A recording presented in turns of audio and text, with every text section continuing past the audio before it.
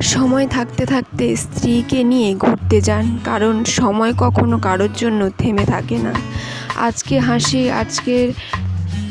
আজকে প্রাণবন্ত মুখ, আজকের শক্তি আর উচ্ছ্বাস একদিন হয়তো থাকবে না আর আগের মতো। স্ত্রী কিন্তু শুধু সংসারের দায়িত্বর সাথী নয়, তিনি আপনার স্বপ্নের অর্ধেক, আপনার সুখ দুঃখের সবথেকে নীরব শ্রোতা। তাকে নিয়ে বাইরে ভ্রমণে যাওয়া মানে শুধু বাইরে যাওয়াই নয়, বরং স্বপ্নকে নতুন করে সাজানো, ভালোবাসাকে প্রতিদিনের ধুলো ময়লা থেকে ধুয়ে মুছে চকচকে রাখা।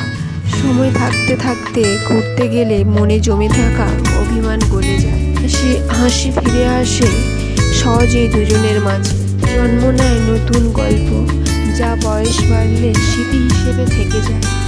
পরে আফসোস করে লাভ নেই, যখন মন বলবে চলো, তখন শরীর বলবে আমি পারবো না।